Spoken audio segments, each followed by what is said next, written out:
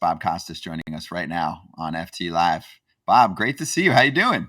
Hey, Scotty, I'm not exactly the most technically adept person. So Claudia and I have been on the phone and on the iPad for the last 15 minutes trying to figure out this puzzle. And now here I am. But I have nothing that will position my phone. So I'm holding it out at arm's length. And I haven't spent as much time in the gym as you have, Mr. Jack. And so there will be times when my right arm gives out and I have to switch it to my left. And we may go lopsided for a moment, but live with it because it's the best we can do.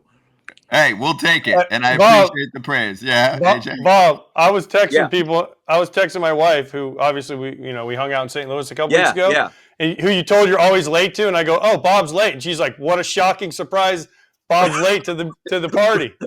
Right. Although in this case, I did log on at 11:29 Pacific time, but then we had the technical problem. So you can let everybody know that I was technically punctual. That's fine. Perfect. That's fair. We're blaming technology, and Bob, if at any point, you tap out, because hey, I've done it before. You hold the phone up, like eventually the arms take a hit. So if you need to tap out, I mean, AJ's the Pilates guy. You let us know. So we'll dive right into biz. Exactly. Before you do, Scott, I'm thinking as I was going through all this stuff, trying to get on with you guys. 2014. Let's go back to 2014. This is where I intersect with all three of you. You're still at the Major League Baseball Network. Here I am in Studio 24/7, my home studio for MLBN. And in 2014, I think, correct me if I'm wrong, Eric, I was at the mic for maybe the greatest game of your career. Game 3 in the division series in Colorado, and you get 3 hits in the game, right? 18. That was 2018 in Colorado. Oh, you're right. You're right. Of course, it was 2018, which shows you that my advancing age is causing me to be jumbled. Yes, 2018. That's right. Jim Cott and I called the game, and you guys closed out the sweep against the Rockies. And I remember the third hit, correct me if I'm wrong, because I could be, was a double. And we got the close-up of you at second base, and you're grinning ear to ear as if you hit a double in a Little League game. Yep, they were all Little League games for me, because I was usually like, people say I played for 19 years, but really I just got to watch a lot. So when I got to play in that game and I actually made it, what I said was, when I got to second, I was like, oh, I made it. Because the at bat before, I hit a double off the wall to left, and I didn't make it to second. I had to hold at a single, and then I hit a ball off the wall to right, and I made it. And we were riding high there for sure. If you still have the video, as I recall now, I may have taken you to task for not getting to second on that first base hit. On the first one. Oh, yeah. I tried. Didn't make it. Not a fleet of foot. All right, so now here's the 2014 connection. AJ's 1 year with the Cardinals, and they asked me to throw out a first pitch. Hey, we already showed it. We had Lance Lynn on. We already showed it. Oh, there you go. There you go. Now, there we are again. Now, here's the deal, right? This is not a pathetic pitch. It's just a little high and wide. And then the second pitch is a plate-splitting strike. What's the problem? Half the baseball world is on my ass about it. What's the problem? And here's the thing. Look, Fred Bird's on the field, a bunch of people. This is not the true ceremonial first pitch, like 2 seconds before the game begins. This is like 45 minutes before the game begins, because we were filming something for the Chamber of Commerce, some like St. Louis deal. And the idea was John Goodman throws it from across town to me, and then I catch it. And then after you catch it, it goes across town to John Hamm. All these people, Ozzie Smith, all these people connected to St. Louis. The internet jumped me like I had torn up the basic agreement and ended Major League Baseball. You're the only guy in the history of the world that could throw a first pitch and have it be that bad, like 50 Cent, and not get booed off the field, and then get a second chance and throw a perfect strike. And of course, in St. Louis, they're all like, we don't even remember the first one. We're just going to cheer. And by the way, speaking of that, you and Billy Crystal, I don't know Billy Crystal, but I'm pissed at both of y'all because you both roasted me for missing it on that show you guys did together, where it was Bob and Billy. You guys were talking about first pitches, and you're like, oh, the catcher, Przinski, he made me look horrible. It's his fault. I think Billy said that, not me, and I just agreed because what the hell? I didn't know you'd find out about it. But here, let's before we get to something that really matters. 50 Cent throws the ball into the ground like the mayor of Cincinnati.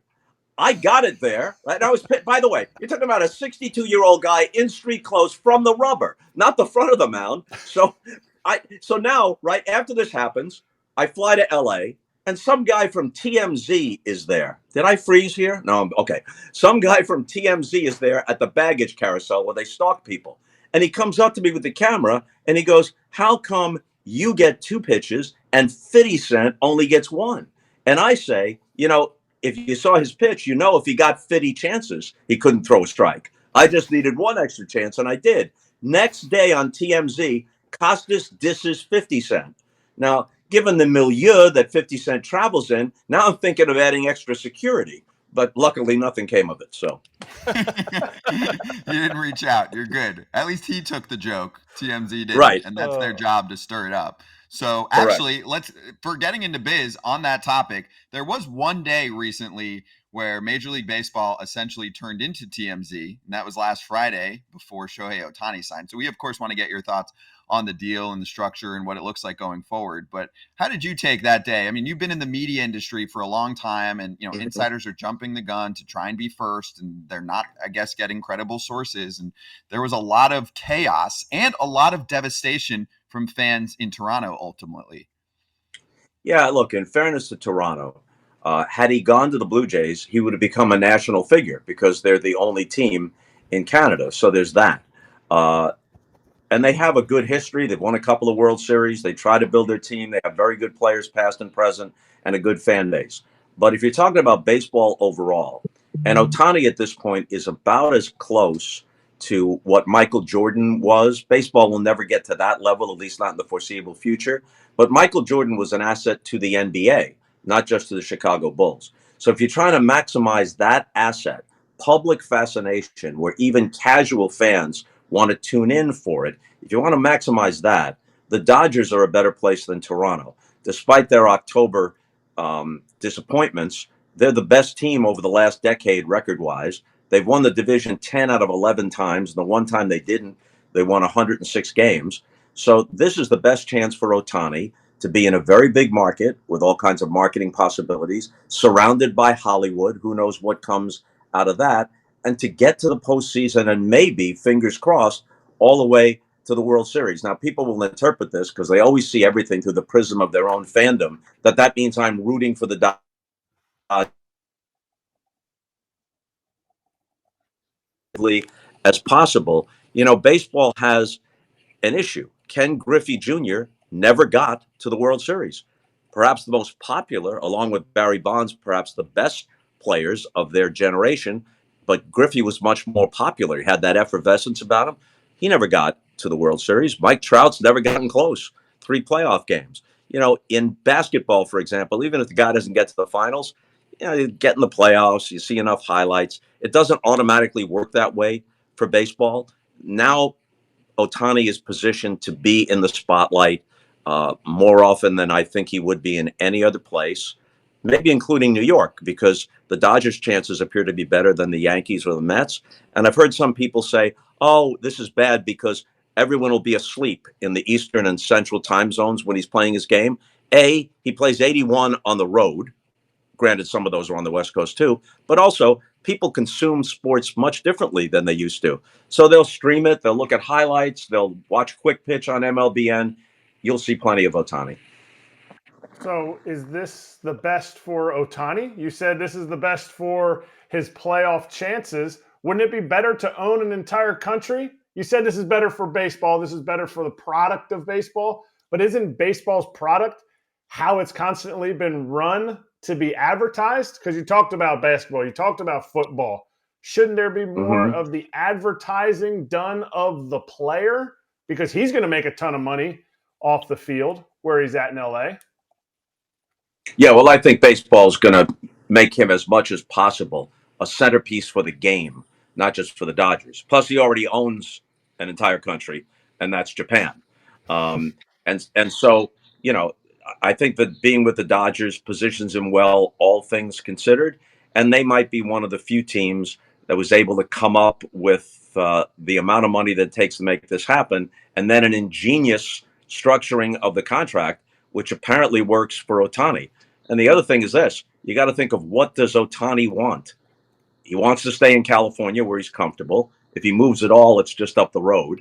And he wants to be on a team that has a chance to win. Look how good they are. Mookie Betts, Freddie Freeman, and Ohtani batting in order on that team. If they can get their pitching in order, Walker Buehler comes back. We understand that they're in the market for some of the big names, either through trade or free agency, that's still out there. They might be working on a Tyler Glasnow deal. They're going to improve their team, and they have the wherewithal to do it. Bob, did you ever think, first of all, that you would see the day where a guy would sign for $700 million? Because you were around, remember, was it Nolan Ryan wanted $1 million? And that was like, oh my gosh, a guy's going to get $1 million, right? And then what's your feelings on a salary cap? Because a lot of fans have come up to me and said, oh, because of this, we need a cap in baseball like they have in other sports. Yeah. Well, dating back to Marvin Miller and then to Gene Orza and Don Fehr, the Baseball Players Association has always been very hardline and very doctrinaire. And I agreed with them for most of that time because the owners were wrong. The reserve clause was wrong. It was a battle not just for economic freedom, but for a kind of basic freedom. And Curt Flood kind of embodied that. And they've been so hardline that now Tony Clark doesn't want to be the first one that yields on that. And every sport is different. I grant you that. But look at football, for example. Nobody blinks an eye. They don't even think it's unusual that Josh Allen is in Buffalo and Patrick Mahomes is in Kansas City. But what if the most dynamic player in the game was on the Royals, and the second most, or among the next most dynamic players, were on a team with roughly the market size of Buffalo? In baseball, fans would be wringing their hands saying, when do they leave? We can't possibly keep that guy.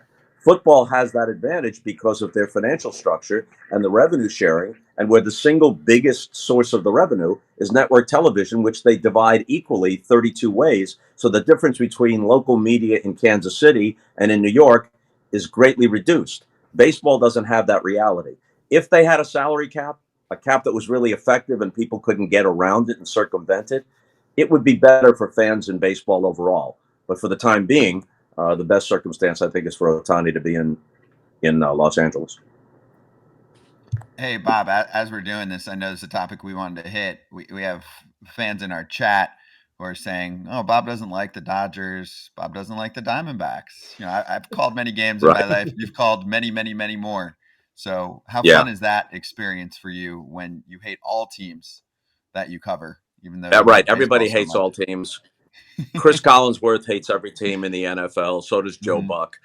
It's a standing joke among network broadcasters.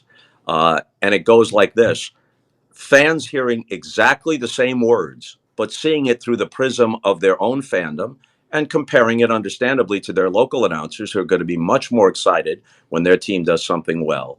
Hearing exactly the same words, fans of both teams infer a bias. But none of us has ever heard from a fan who said something like this: I live in Tacoma. I'm a fan of the Mariners. They're not involved. I just wanted to see a good game, but I really was offended by how biased you were toward one team or another. It simply doesn't happen. And here's a story I've told a number of times. In 1986, before cell phones and before the internet, the Red Sox are playing the Mets in a memorable World Series. And the greatest of the great, Vin Scully, is calling it, along with Joe Garagiola on NBC.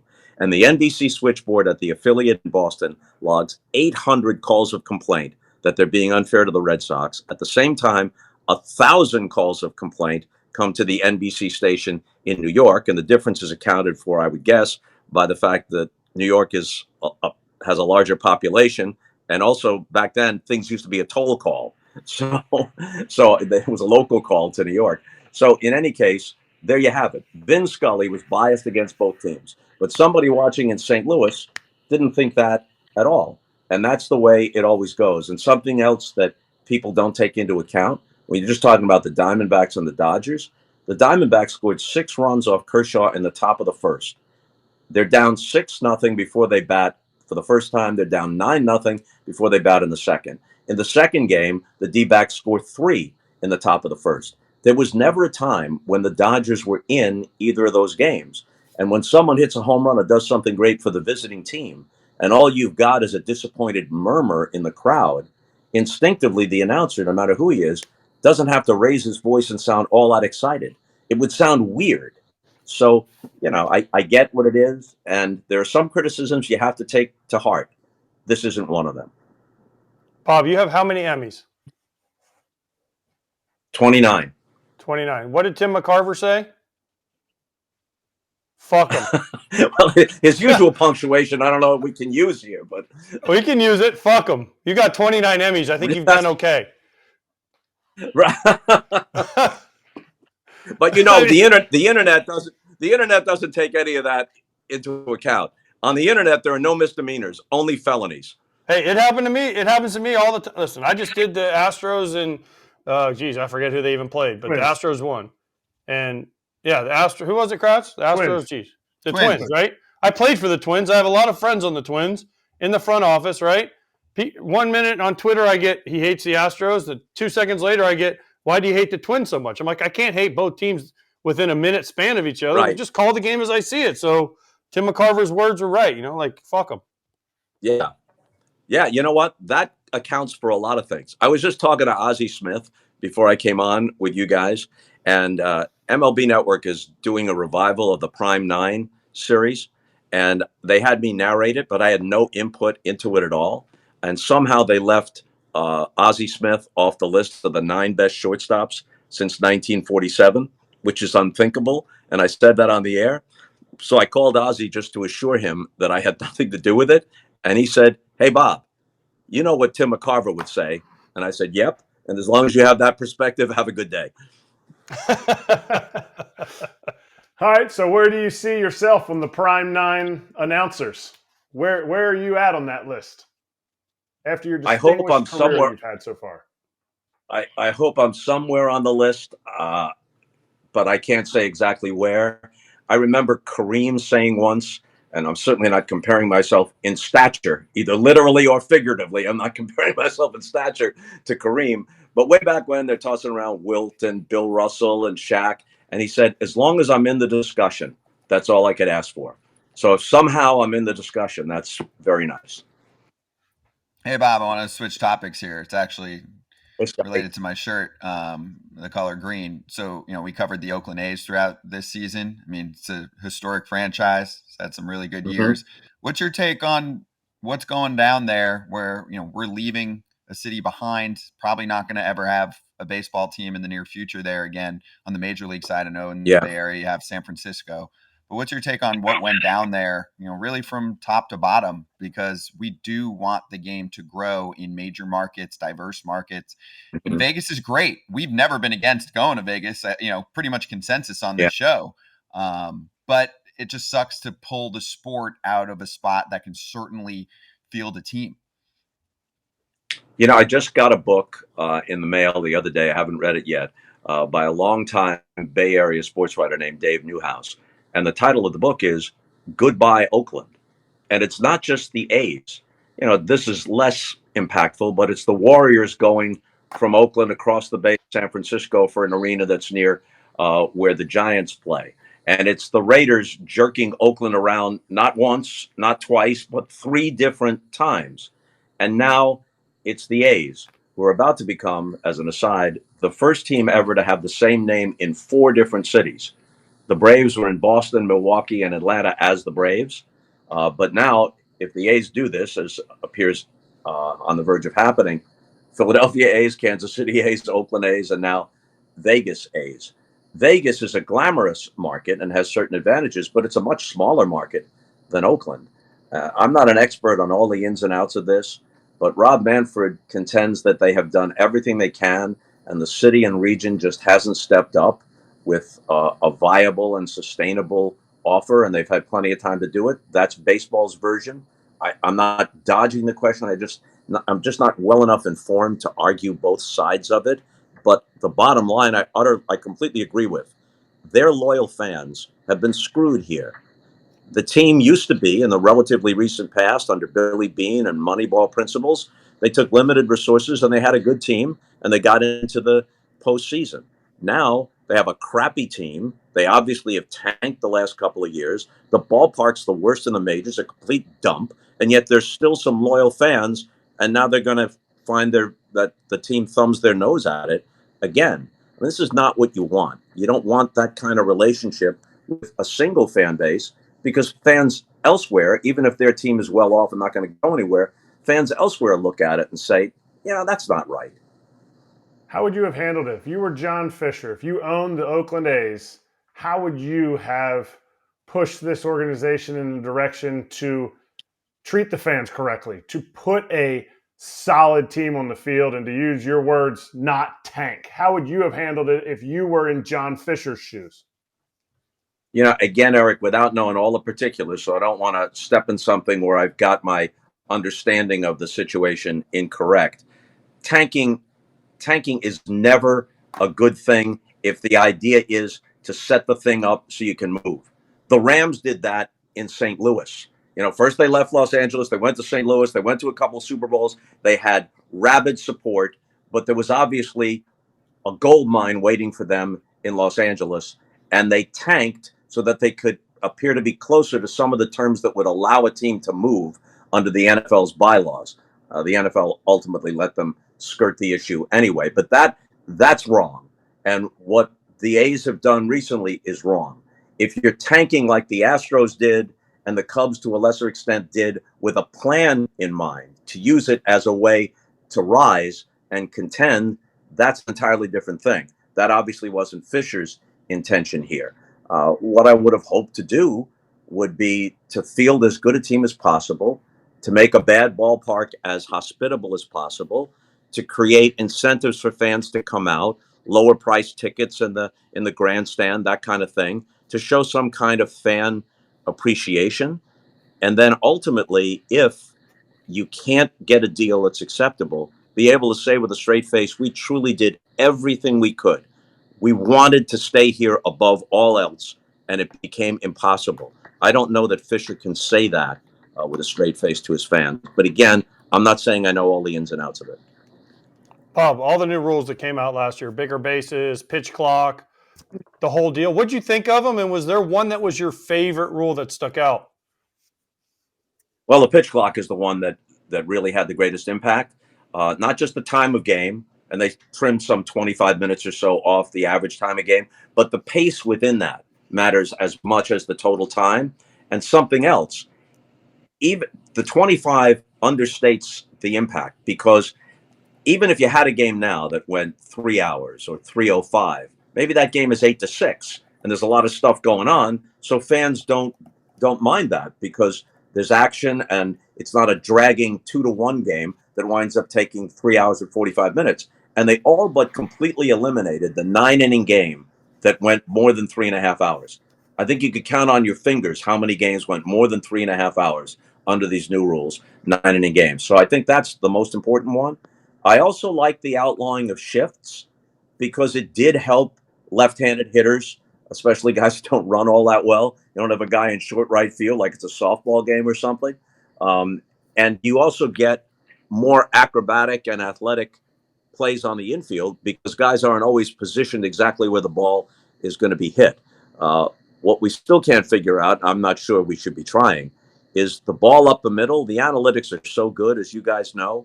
The ball up the middle, it was a base hit 99 times out of 100, even if Ozzie Smith was chasing it in the past. Guys are positioned so well. They're within the new rules, but they're barely on the third base side of second base. And that ball up the middle, it used to be a base hit. That bullet is often fielded, but I don't think there's anything they can do about that. Bob, as a broadcaster, you play-by-play guys. Now you like to yap a little bit here. So the pitch clock, that affected the games, right? Because I know even for me, like they'd come to us and say, "Hey, we're doing a replay, but it is like quick. Everything's got to be quicker." So how long did it take you as a play-by-play guy to be like, "Man, I got to be quick"? I noticed it right away. I expected it. I noticed it right away. You kind of sense the rhythm of it. The batters allowed one timeout So when he steps out, that's when you try to slip that story in, ideally. But maybe that happens when your partner is finishing his point or they're in the middle of another replay. But you sense where the spaces are. I wonder how the great Vin Scully would do, unfurling one of his yarns that sometimes, took place over the entire at bat. And there was a standing joke in baseball that nobody ever lined into a double play until Vin finished his story. If he needed the guy to foul off 5 pitches to finish his recollection of Don Zimmer in Brooklyn in 1956, the guy obliged by fouling off 5 pitches. But Vin was blessed by the gods. The rest of us have to labor under normal circumstances. Hey, Bob, I have a business/media question for you. So obviously, yes. I mean, I spent a lot of time working at the network and left to work on this project and been a part of it. It's grown a lot, hundreds of millions of impressions and views. People want to hear from players. They want authentic takes from broadcasters, personalities, insiders like Rosenthal, who's on with us all the time as well. Yeah. You've seen the sport in its renaissance period from a business perspective, right? Where baseball was number one. You could make the argument. You can't make it right now to football. And in terms of cultural relevance, basketball seems to be able to draw up more drama and get a younger fan base. What else can be done? And I'm talking about from all sides here, right?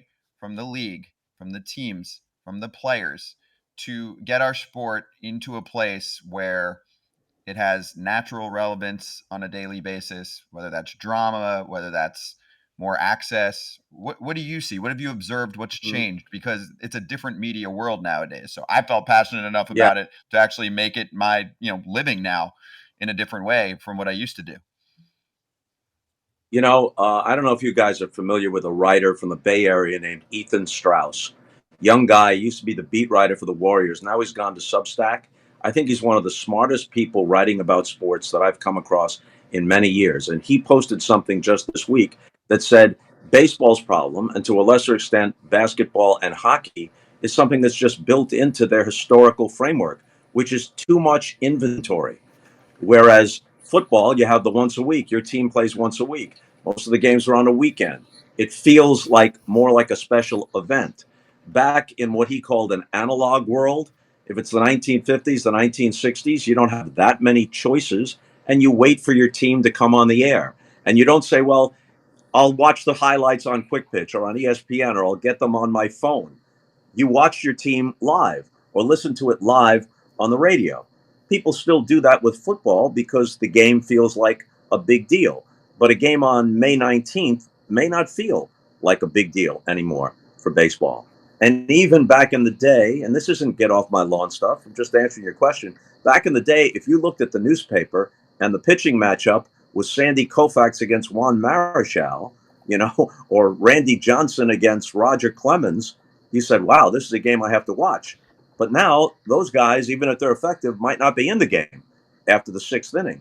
And there's some kind of drama and theater involved. Watching the guy take off his cap, run his forearm across his forehead, and try to figure out, how did I work this guy the first 3 times? Now here's the 4th time. There's drama in that.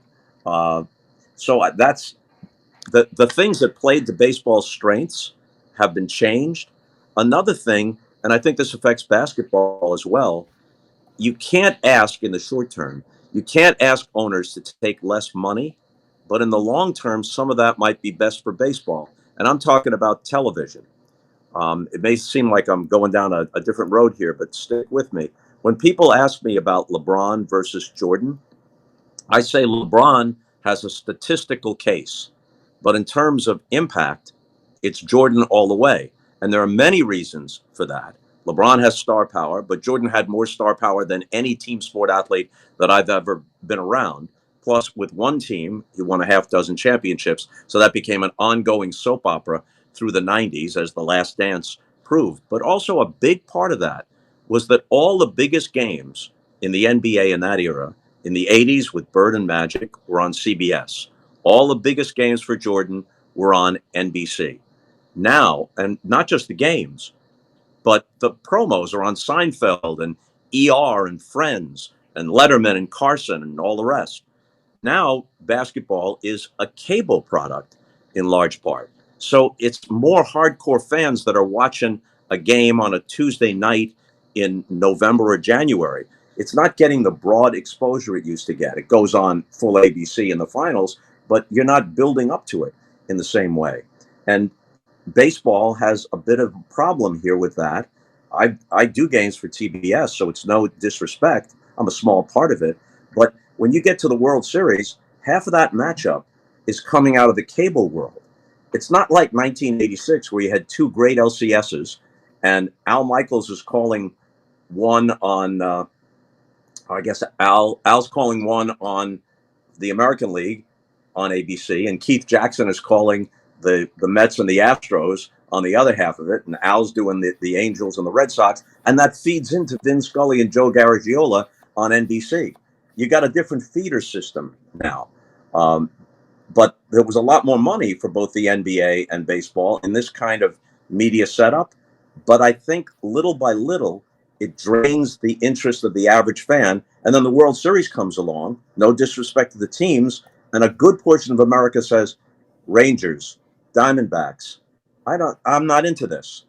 That doesn't mean they don't like it. They're just not as engaged by it, perhaps. And part of the reason for that is the exposure leading up to it. It's just not as much a part of the water supply and the water cooler conversation as it used to be. So baseball is doing really well as a regional sport. Locally, very often during the summer, the highest ratings are the local teams' baseball games in that market or in that region. But baseball has very few national stars. That's why Otani is so important.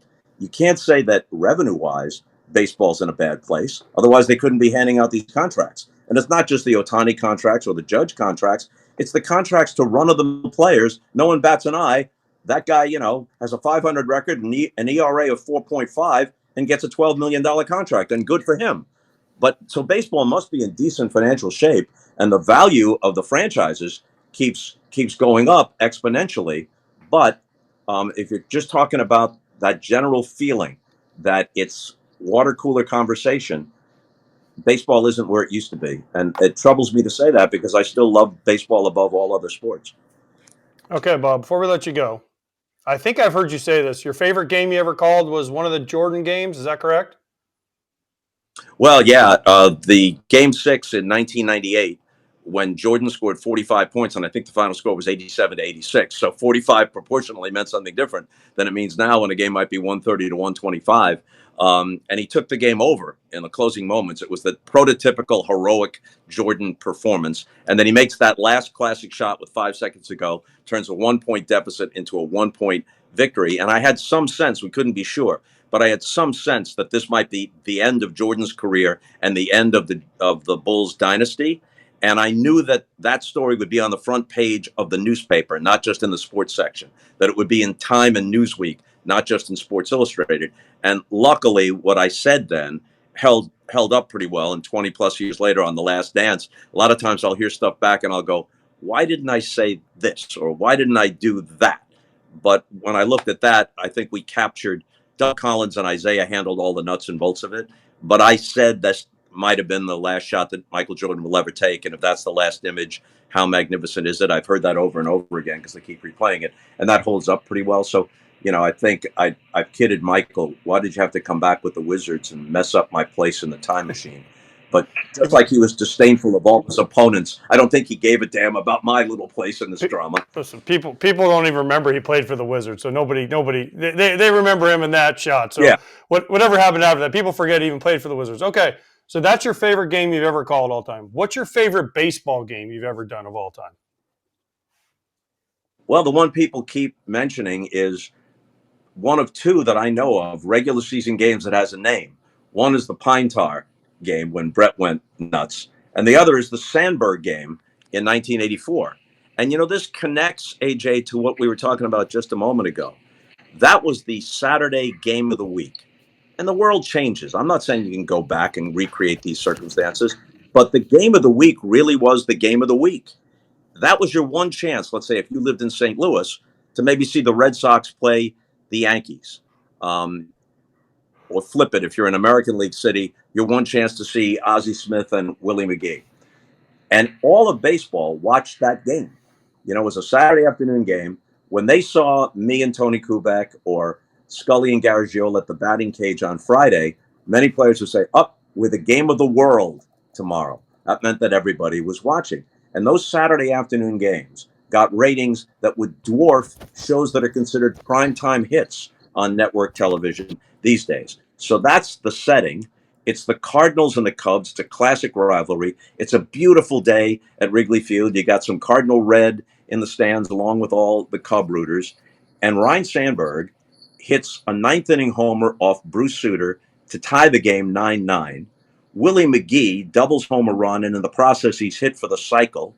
They add an insurance run. Now they're up 11-9. Relievers used differently then. Sutter's still in the game. I think Whitey Herzog left him in for like 3 innings. Wouldn't you know it, 2 outs. Up comes Sandberg with a man on base. Sutter's still pitching. He homers again to almost exactly the same spot in left center field. The bleacher creatures are going nuts. The game is tied 11-11. Sandberg has 5 hits. McGee hits for the cycle. Ozzie Smith makes a bunch of incredible plays. The Cubs wind up winning the game 12-11 when the last man on the bench, remember this is a National League game with no DH, so both Herzog and I guess Jim Fry was the manager then of the Cubs, they both have to kind of empty their benches. The last guy is Davey Owens, Spike Owens' brother, who hardly had any moments in the major leagues, but he singles home the winning run in the 11th inning. And that game launched Ryne Sandberg on the national stage. It marked him as an MVP frontrunner. The Cubs had been lousy, as they usually were, for a long amount of time, and they came out of nowhere. And they got to within a game of the World Series. They won the division and lost to the Padres in Game 5 of what was then a best-of-5 in the LCS. There was no division series then. That game is the centerpiece of a Hall of Fame career for Ryne Sandberg. And every time I see him, and these days that's usually at Cooperstown, that's the first thing that we talk about. And I don't think that could happen today. If a guy had exactly the same game, but it happened today in June of 2024, the surrounding circumstances just won't allow it to have the same kind of impact. Bob, awesome to hear that. And also, I mean, at the same time, you know what I was thinking for the past 25 minutes here that we had you on is the arm strength is off the charts. So you did it. You made it. You're going to be a little sore tomorrow. I'm a quick hitter in this respect. Both sides of the plate. But just if Bob, if you get something from friends, fam, whatever in the next few days, Bob, your forearms, have you been working out? Well, it's funny. I went on foul territory the other day. I think it's the camera angle. I'm still a welterweight.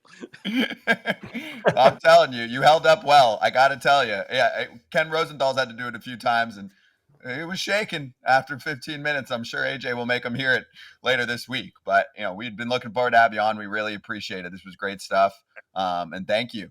Thank you, Scotty. And as long as AJ knows, as long as Kenny is still around doing his great stuff, there's still somebody, if we get a pickup basketball game going, that I can post up. So that makes me feel good. Hey, we've got him on tomorrow. I'm going to make sure that comes up. I promise that will come up tomorrow. He takes it well, and so do I. Yes, exactly. Yeah. Bob, we really appreciate it. It's great to catch up with you. All right, guys. Great to see you. Happy holidays.